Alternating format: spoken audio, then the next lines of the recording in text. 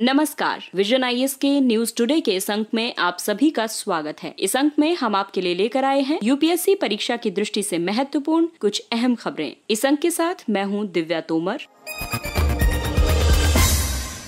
आइए सबसे पहले बात करते हैं इस अंक की सुर्खियों के बारे में। भारत ने अगस्त माह के लिए संयुक्त राष्ट्र सुरक्षा परिषद की अध्यक्षता ग्रहण की। भारत ने ई रूपी नामक नई डिजिटल भुगतान प्रणाली आरंभ की। पेटेंट और कॉपीराइट पंजीकरण का सरलीकरण भारत को नवाचार हब बनाने में सहायक सिद्ध हो रहा है। भारतीय वस्त्र निर्यातकों को बांग्लादेश और वियतनाम द्वारा प्रतिस्थापित होने की आशंका और केंद्र ने जैविक डेटा के साझाकरण के लिए फ्रेमवर्क प्रदान करने के लिए दिशा निर्देश जारी किए। और अब खबरें विस्तार से।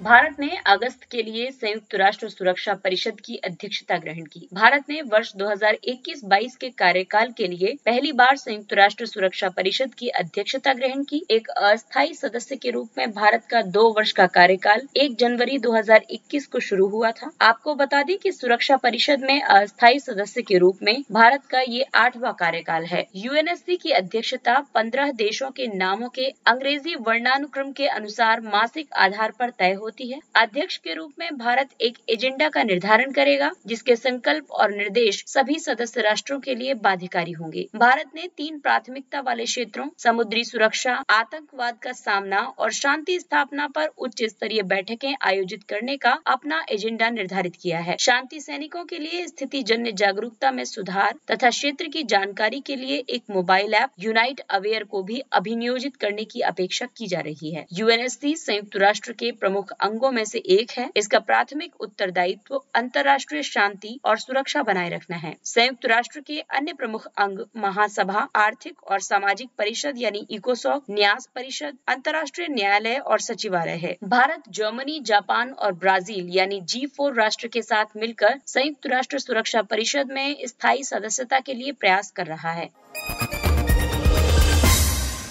भारत ने ई रूपी नामक नई डिजिटल भुगतान प्रणाली आरंभ की है। ई रूपी इलेक्ट्रॉनिक वाउचर आधारित व्यक्ति विशिष्ट तथा उद्देश्य विशिष्ट डिजिटल भुगतान प्रणाली है। ये वाउचर ई गिफ्ट कार्ड की तरह होते हैं, जो प्रीपेड प्रकृति के होते हैं। इस कार्ड का कोड SMS या QR कोड के माध्यम से साझा किया जा सकता है। ई रूपी अंतर्निहित परिसंपत्ति के रूप में मौजूदा भारतीय रुपए द्वारा समर्थित है। इसके उद्देश्य की विशिष्टता इसे आभासी मुद्रा से अलग तथा वाउचर आधारित भुगतान प्रणाली के समीप रखती है। ई रूपी कोई प्लेटफॉर्म नहीं है। इसे भारतीय राष्ट्रीय भुगतान निगम ने अपने UPI प्लेटफॉर्म पर विकसित किया है। वित्तीय सेवा विभाग, स्वास्थ्य और परिवार कल्याण मंत्रालय तथा राष्ट्रीय स्वास्थ्य प्राधिकरण के सहयोग से इसे विकसित किया गया है। ई रूपी का महत्व ये है कि ये प्रीपेड प्रकृति का होने की वजह से ये सेवा प्रदाता को बिना किसी मध्यस्थ की भागीदारी के समय पर भुगतान का आश्वासन देता है। इसके लिए किसी डिजिटल प्लेटफॉर्म या बैंक की आवश्यकता नहीं है। वाउचर रिडीम करवाने वाले उपभोक्ता के पास डिजिटल भुगतान ऐप या बैंक खाते की भी कोई आवश्यकता नहीं है। ये विभिन्न कल्याणकारी सेवाओं का रिसाव मुक्त वितरण सुनिश्चित करता है। कॉर्पोरेट कंपनियां अपने कर्मचारियों के लिए ये वाउचर जारी कर सकती हैं। जारीकर्ता द्वारा वाउचर रिडेम्पशन की निगरानी की जा सकती है। पेटेंट और कॉपीराइट पंजीकरण का सरलीकरण भारत को नवाचार हब बनने में सहायक सिद्ध हो रहा है। पेटेंट डिजाइन और ट्रेडमार्क के पारितंत्र को मजबूत करने के उद्देश्य से सरकार द्वारा हाल ही में कई पहलें आरंभ की गई हैं, जिसमें शामिल है सरलीकृत और सुव्यवस्थित बौद्धिक संपदा प्रक्रिया। इसके तहत पंजीकरण की प्रक्रिया को पुनर्व्यवस्थित किया गया है। साथ ही फाइलिंग और सेवाओं की प्राप्ति को सुगम बनाने और इनके प्रोत्साहन के लिए डिजिटल प्रणाली को अंगीकृत किया गया है। उदाहरण के लिए प्रत्येक आवेदन का आरंभ से अंत तक ऑनलाइन संसाधित किया जाना और वीडियो कॉन्फ्रेंसिंग के माध्यम से सुनवाई। पेटेंट की त्वरित परीक्षण प्रणाली विशेष रूप से स्टार्टअप्स, महिला उद्यमियों आदि द्वारा दायर आवेदनों के लिए पेटेंट की जांच में तेजी लाने पर विशेष ध्यान दिया गया है। इसकी वजह से पेटेंट को 1 वर्ष के भीतर स्वीकृति मिल सकती है। साथ ही शुल्क में कमी की गई है। स्टार्टअप, सूक्ष्म, लघु और मध्यम उद्यमों और महिला उद्यमियों के लिए शुल्क 80% तक कम किया गया है। बौद्धिक संपदा आवेदनों की वास्तविक समय आधारित स्थिति, भारतीय पेटेंट उन्नत खोज प्रणाली यानी इनपास आवेदकों के लिए SMS अलर्ट आदि के माध्यम से सूचना के प्रसार तक बेहतर पहुंच और पारदर्शिता सुनिश्चित की गई है। इन पहलों के काफी प्रभाव होंगे। पिछले 5 वर्षों में भारत में पेटेंट और ट्रेडमार्क पंजीकरणों में 4 गुना बढ़ोतरी हुई है। वैश्विक नवाचार सूचकांक में वर्ष 2015-16 में प्राप्त 81वें स्थान से सुधार करते हुए भारत ने वर्ष 2020 में 48वां स्थान प्राप्त किया है। ग्लोबल इनोवेशन इंडेक्स विश्व बौद्धिक संपदा संगठन द्वारा जारी किया गया है। महानियंत्रक एकस्व अभिकल्प और व्यापार चिन्ह, एकस्व अधिनियम 1970, अभिकल्प अधिनियम, डिजाइन एक्ट 2000 और व्यापार चिन्ह अधिनियम 1999 की कार्यप्रणाली का पर्यवेक्षण करता है। ये वाणिज्य और उद्योग मंत्रालय के उद्योग संवर्धन और आंतरिक व्यापार विभाग के तहत कार्य करता है।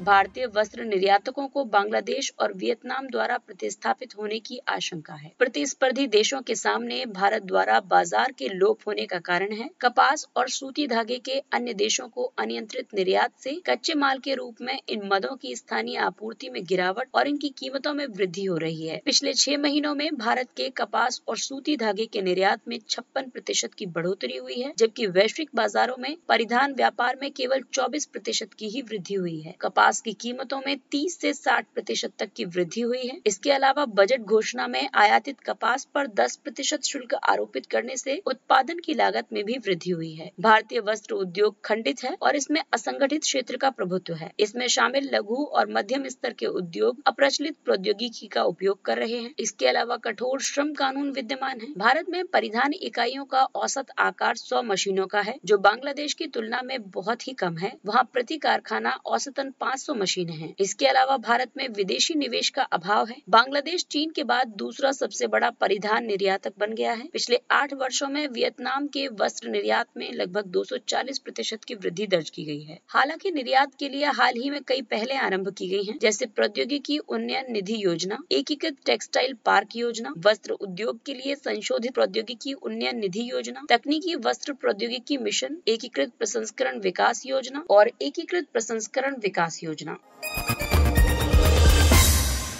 केंद्र ने जैविक डेटा के साझाकरण के लिए फ्रेमवर्क प्रदान करने के लिए दिशा निर्देश जारी किए। अपनी तरह के प्रथम बायोटेक प्राइड दिशा निर्देशों का उद्देश्य जैविक ज्ञान, सूचना और डेटा को साझा करने और इसके आदान प्रदान को सुविधाजनक एवं सक्षम बनाने के लिए एक प्रारूप तथा मार्गदर्शक सिद्धांत प्रदान करना है। बायोटेक प्राइड डेटा आदान प्रदान के माध्यम से अनुसंधान और नवाचार को प्रोत्साहित करेगा। इसे भारतीय जैविक डेटा केंद्र IBDC के माध्यम से लागू किया जाएगा, जो भारत में जीवन विज्ञान डेटा का प्रथम राष्ट्रीय निक्षेपागार है। इसका अधिदेश राष्ट्रीय स्तर पर उत्पन्न तथा सार्वजनिक रूप से वित्त पोषित जीवन विज्ञान डेटा को संग्रहित करना है। अन्य वर्तमान डेटा सेट और डेटा केंद्रों को IBDC से जोड़ा जाएगा, जिसे बायोग्रिड कहा जाएगा। IBDC का महत्व ये होगा कि ये अनुसंधान और विश्लेषण के लिए डेटा साझाकरण में सामंजस्य और समन्वय स्थापित करना तथा इन्हें प्रोत्साहन प्रदान करना और वैज्ञानिक कार्यों को बढ़ावा देने में महत्वपूर्ण होगा। ये मानव स्वास्थ्य, कृषि, पशुपालन आदि पर मौलिक शोध में योगदान करते हुए आणविक और जैविक प्रक्रियाओं की समझ को विस्तार प्रदान करेगा। पूर्ववर्ती शोध पर आधारित प्रगति को बढ़ावा मिलेगा। ये दोहराव और शोध पर संसाधनों के अपव्यय से बचाव करेगा। बायोटेक्नोलॉजी विभाग द्वारा तैयार किए जा रहे दिशा निर्देश राष्ट्रीय डेटा साझाकरण और अभिगम्यता नीति NDSAP के सिद्धांतों के अनुरूप होंगे, ताकि निजता और गोपनीयता तथा जैविक डेटा की गुणवत्ता को संरक्षित किया जा सके। भारत में अन्य प्रमुख डिजिटल निक्षेपागार हैं: भारत की राष्ट्रीय डिजिटल लाइब्रेरी, परंपरागत ज्ञान डिजिटल लाइब्रेरी, भारत के संग्रहालयों के लिए राष्ट्रीय डिजिटल निक्षेपागार, शोध गंगा, राष्ट्रीय विज्ञान डिजिटल पुस्तकालय आदि।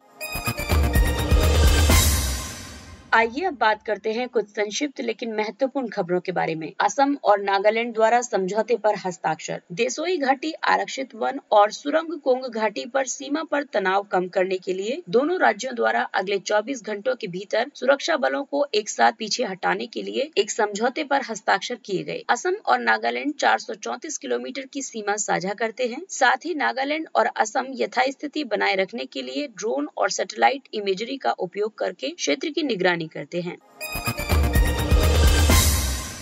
अपडेटेड नेशनली डिटरमाइंड कंट्रीब्यूशन यानी अद्यतित राष्ट्रीय स्तर पर निर्धारित योगदान NDCs। केवल 110 देश जो पेरिस समझौते के पक्षकार हैं, उन्होंने अपने कार्बन उत्सर्जन को सीमित करने के लिए अद्यतित NDCs प्रस्तुत किए हैं। चीन और भारत संयुक्त राष्ट्र की समय सीमा से चूक गए हैं। पेरिस समझौता जलवायु परिवर्तन पर एक कानूनी रूप से बाध्यकारी अंतर्राष्ट्रीय संधि है। इसे दिसंबर 2015 में 196 देशों द्वारा अपनाया गया था। इसका उद्देश्य पूर्व औद्योगिक स्तरों के सापेक्ष वैश्विक तापन को 2 डिग्री सेल्सियस से नीचे और अधिमानतः 1.5 डिग्री सेल्सियस तक सीमित करना है। समझौते के तहत प्रत्येक भाग लेने वाले देश को मूल रूप से वर्ष 2020 के अंत तक नए या अद्यतित NDCs प्रस्तुत करने थे।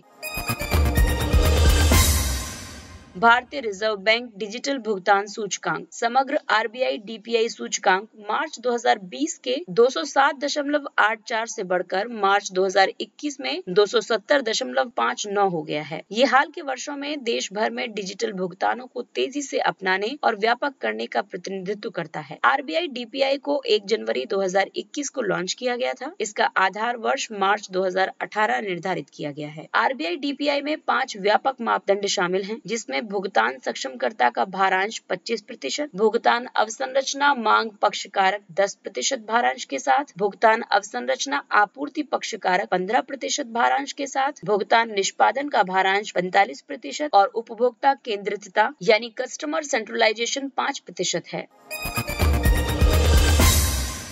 Hunger hotspot. संयुक्त राष्ट्र के खाद्य और कृषि संगठन तथा विश्व खाद्य कार्यक्रम ने चेतावनी जारी की है कि 23 देशों में तीव्र खाद्य असुरक्षा के और विकृत होने की संभावना है। संघर्ष, चरम जलवायु और आर्थिक आघात तेजी से बढ़ती खाद्य असुरक्षा के प्राथमिक चालक हैं। कुल मिलाकर विश्व भर में 41 मिलियन से अधिक लोगों को यदि तत्काल जीवन और आजीविका बचाने वाली सहायता नहीं मिलती तो उनके अकाल या अकाल जैसी स्थितियों में पहुंचने का खतरा है। इथियोपिया और मेडागास्कर विश्व के सबसे नए उच्चतम अलर्ट वाले हंगर हॉटस्पॉट हैं। हालांकि राहत की बात यह है कि भारत हॉटस्पॉट में से एक नहीं है। अपराध घटना रिपोर्ट प्रणाली CIR सिस्टम बढ़ते भुगतान गेटवे और बैंकिंग से संबंधित धोखाधड़ी को विफल करने के प्रयास के लिए बेंगलुरु पुलिस ने CIR नामक एक नया प्लेटफॉर्म लॉन्च किया है। पुलिस हेल्पलाइन 112 पर उपलब्ध ये प्रणाली भारतीय रिजर्व बैंक और बैंकों द्वारा पुलिस एवं न्यायालयों के साथ सहयोग करके कार्य करती है। जैसे ही व्यक्तियों द्वारा धोखाधड़ी की सूचना दी जाती है, व्यक्ति द्वारा विवरण प्रदान किया जाता है, तो इसे शिकायत को आपराधिक प्रकीर्ण यानी मिसलेनियस याचिका के रूप में माना जाएगा। ये पुलिस को कार्रवाई करने और धन को वापस लेने में सहायता करता है, लेकिन इसके लिए धोखेबाज द्वारा धन का आहरण नहीं होना चाहिए। हलम समुदाय। त्रिपुरा के दमचेरा क्षेत्र में कास्को राहत शिविर में रहने वाले ब्रू लोगों और हलम समुदायों के बीच प्रदेश में वन भूमि पर अधिकार को लेकर संघर्ष हुआ। निर्जातीय रूप से त्रिपुरा का हलम समुदाय तिब्बती बर्मी निर्जातीय समूह की कुकी चिन जनजातियों से संबंधित है। हलम को मिला कुकी के रूप में भी जाना जाता है। हालांकि वे भाषा, संस्कृति और जीवन शैली के मामले में बिल्कुल भी कुकी समुदाय के समान नहीं है। वर्ष 2011 की जनगणना के अनुसार उनकी कुल जनसंख्या 57,210 है, जो संपूर्ण त्रिपुरा में फैली हुई है। हाई हुक नृत्य और राय बलमानी महोत्सव हलम लोगों के बीच लोकप्रिय है। इसके साथ ही ये अंक समाप्त होता है। अगले अंक में फिर मुलाकात होगी कुछ अन्य महत्वपूर्ण खबरों के साथ। तब तक अपना ख्याल रखिए और 18 वर्ष से अधिक के सभी लोग कोविड के दोनों टीके लगवाएं। इसके अलावा कोविड नियमों का पालन करें, मास्क पहनिए, 2 गज की सुरक्षित दूरी बनाए रखें और हाथ और मुंह साफ रखें। इसके साथ ही विजन IAS की पूरी टीम को दीजिए इजाजत। नमस्कार।